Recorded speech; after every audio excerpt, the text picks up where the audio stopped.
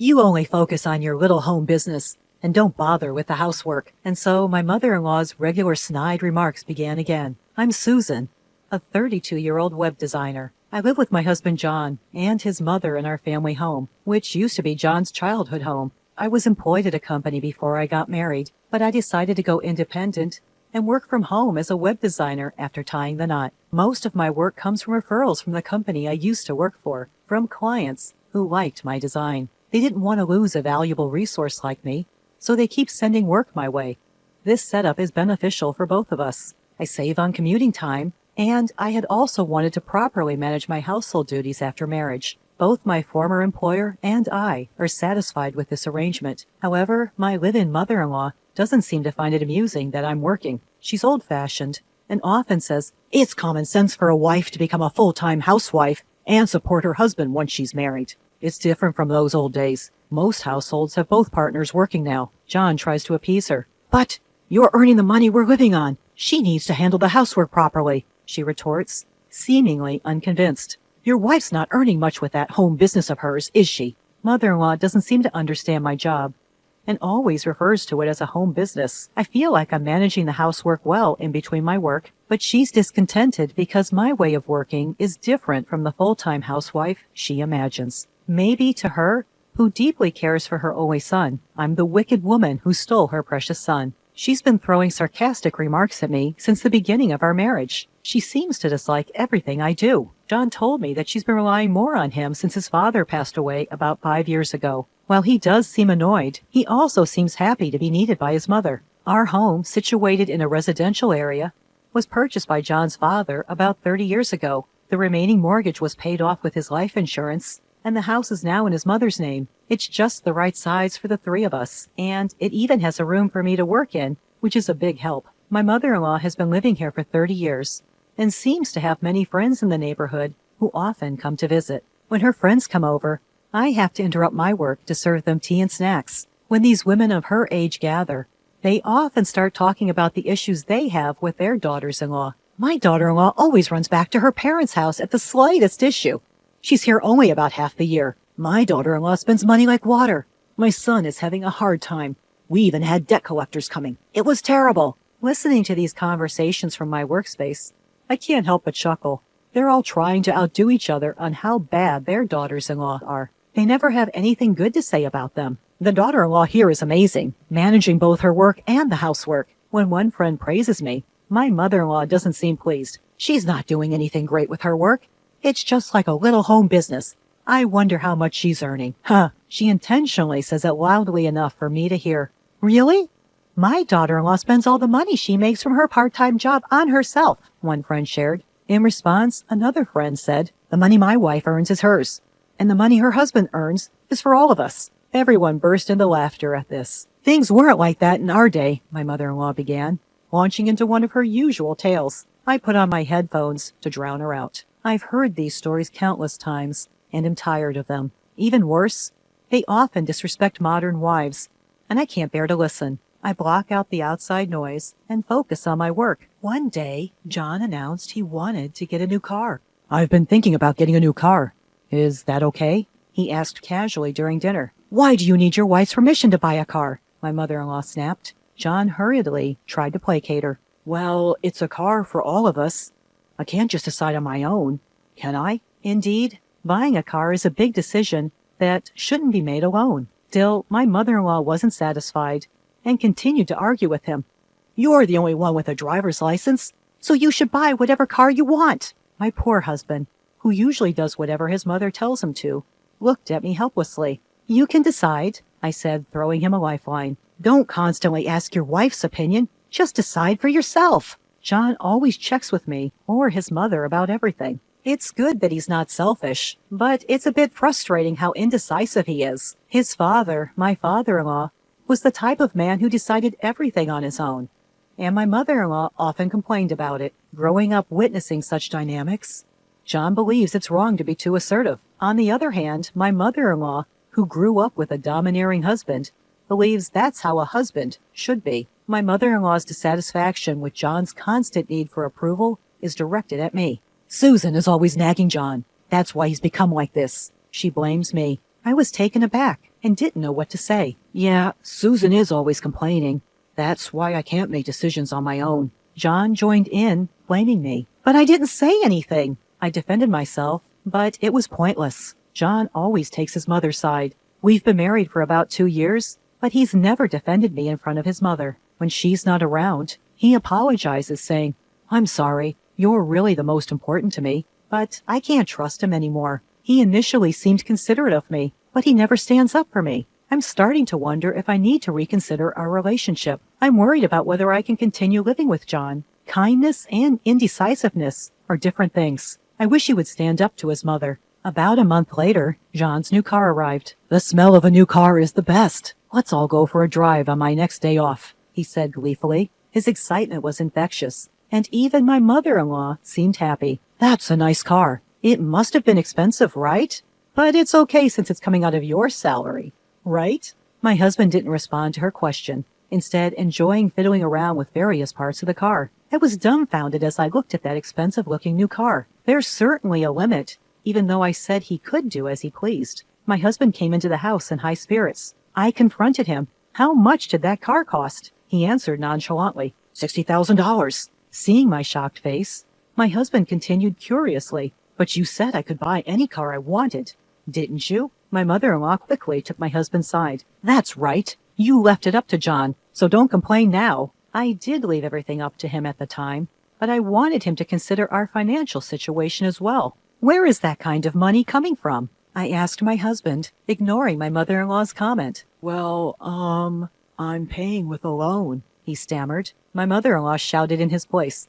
Susan, don't complain. You're not the one paying. I don't know if she was angry because I ignored her or because she didn't like what I said to my husband, but she glared at me with a fierce expression. You're a disagreeable daughter-in-law, always complaining about something, even though you're living off John's salary, my mother-in-law retorted with an unusually harsh tone. I have a job, too, I shot back. My mother-in-law didn't stay silent. What are you talking about? You're not earning much with your part-time job. John makes $5,000 a month. She looked down on me as if mocking me. I was about to say, that's my salary, but when I looked for my husband, he had disappeared into his room. I've been patient until now, but I can't take it anymore. I want a daughter-in-law like you to leave as soon as possible. My mother-in-law went so far as to say that. I had been patient too. I didn't feel like discussing my salary. It seemed ridiculous, and I didn't care anymore. I was frustrated with my mother-in-law's comment, but I was dumbfounded by my husband's attitude. Wasn't it my husband who caused this argument in the first place? His usual indecisiveness had come out again. Okay, I'll leave then, I said, and went to my home office, grabbed my laptop and other necessary items, and left the house. I'll come back for the rest of my stuff later, I told my mother-in-law, who was glaring at me with a scary face. My husband remained holed up in his room. The next time you come here, make sure you sign the divorce papers. My still angry mother-in-law yelled at me. Did you hear me, you useless lady? It was the first time I had seen my mother-in-law use such rough language, and I was surprised. I ignored her and stormed out of my in-law's house. Was she angry because I said I would leave as she asked, or was she angry because I confronted my husband about the money? Either way, it was a fact that I wanted to leave this house as soon as possible. Having stormed out of my husband's parents' house, I went back to my parents' house for the time being. What happened all of a sudden? My mother at home was surprised. I don't know what happened, but you can stay here as long as you need to. My dad seemed to understand the situation by my unusual expression. I never heard from my husband afterwards. The man who used to treasure me before our marriage is no longer around. I can only think that I was foolish not to see a husband who only listens to his mother-in-law. I was feeling better after talking to my parents about what happened at my husband's house.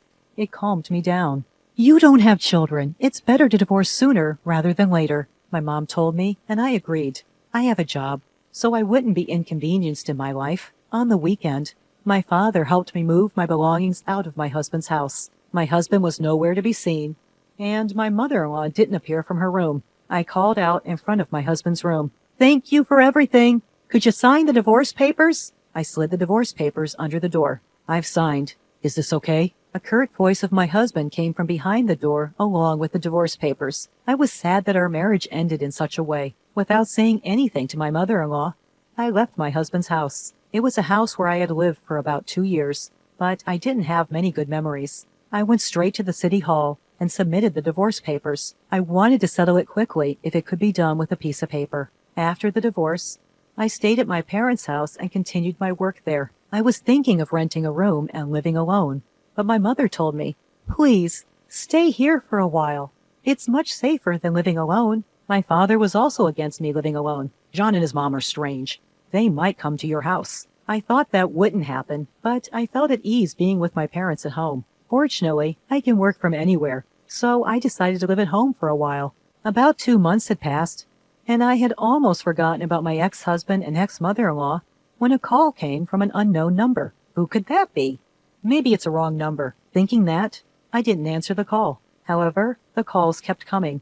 Reluctantly, I heard my ex-husband's voice. "Why didn't you answer the phone sooner?" He seemed quite flustered. "Well, it's an unknown number, and besides, we're not related anymore, so I'm going to hang up." As I was about to hang up, he quickly said, Wait. I can't connect my smartphone." "Why is that?" He sounded desperate. "I wouldn't know. You should check with your phone company." As I replied, I realized something. "Are you by any chance not depositing money into your bank account?" When we were married, I was depositing money from my salary into the account for paying public utilities. His salary was also transferred there, but it was such a small amount that it wasn't enough. He was selling health food products, but his basic salary was low because it was a commission system. People who get a lot of orders seem to make a lot of money, but he didn't do well. He was receiving almost only the basic salary, so only a few $100s was transferred to the account. I had been depositing money into the payment account at the end of every month, but for the past 3 months, it was only his salary. The argument about the car and me leaving the house was in the middle of the month. The payment for that new car might have already started. My ex-husband on the other end of the phone fell silent. "I've been managing all this with my own salary. From now on, you'll have to figure it out on your own," I told him. I wanted to say, "Serves you right," but held back and hung up the phone. My ex-husband probably never told his mother how much he earned. His mother didn't realize that ever since our marriage, we'd mostly been living off my salary. John must have been too embarrassed to admit that he earned less than his wife. I've heard that utilities like electricity and water are not easy to shut off. The first thing that gets cut off is usually the cell phone service, I learned. A few days later, on a quiet weekend morning, the doorbell at my house rang loudly. When my dad answered, he was arguing with someone at the front door. "We have nothing to do with you anymore, so leave." Seeing my normally calm father so angry, I knew something was wrong, and my mom and I headed towards the entrance. "I just want to see Susan," a voice demanded. Hearing my ex-mother-in-law's voice made my heart pound, just as my dad had predicted. She'd come all the way to our home. When she saw me, my ex-mother-in-law started yelling at me with a terrifying expression on her face. "Because you stopped depositing money into the account, the electricity and water got cut off." My parents and I were taken aback. What did she mean the electricity and water got cut off? Just then, my ex-husband arrived, desperately trying to intervene. "Mom, stop it. This has nothing to do with Susan." But my ex-mother-in-law shook off John's hand and continued her tirade. "John makes $5,000. Why would the electricity and water get cut off?" "You're mistaken. I'm the one who makes $5,000. I corrected her, finally able to share what I hadn't been able to say before. My ex-mother-in-law looked surprised at my words, then turned to John. "That's right. It wasn't my salary. It was all Susan's," he admitted, his shoulders slumping. "Huh? How can you earn so much with a part-time job?" My ex-mother-in-law looked at me as if I was a fox who had tricked her. "I've told you before, it's not a part-time job. It's a real job," I replied. The color drained from my ex-mother-in-law's face. "How much does John make?" she asked, her voice barely a whisper. "About $500 net," he answered, his voice almost disappearing. There was a moment of silence. Then my ex-mother-in-law said something unbelievable. "Susan, can't you come back? The whole leave us thing was a joke." She begged with a low posture, reminding me of someone trying to butter me up. "What are you talking about? I'm divorced. I have nothing to do with you two anymore." Even though I firmly declined, my ex-mother-in-law continued to plead in an overly familiar way. "You can just remarry John. If we start the paperwork now, it'll be fine." My dad stepped in when I was too flabbergasted to respond. "We're done with you. If you don't leave right now, we'll call the police." At the sound of my dad's intimidating voice, my ex-husband and ex-mother-in-law hurriedly left. "If you show up again, I'm calling the cops right away." My father delivered a final warning as the mother and son wobbled away. What a bunch of uncouth people! My mother was astounded, but my father seemed even more furious. I'm glad you got out of that marriage, Susan. A while after that incident, I got an update about the ex-family from one of John's friends. In the end, John had sold his family home and land and moved into an apartment with his mother. The new car he barely used had been sold too, and the proceeds from the land sale had gone to pay off the remaining loan. He'd cleared his debts, but instead of settling down to work, John had blown all his money on gambling. Having squandered the money from selling his family home, he'd disappeared without a trace. His mother, left behind, had developed dementia and been placed in a care facility. I'm doing well in my job now and living alone. I've recently started dating a man I met through work. He's understanding about me being divorced and is very dedicated to his job. He's definitely not the kind of guy who relies on his wife's money to make expensive purchases, like John was. We're not engaged yet, but we both feel like we could marry each other.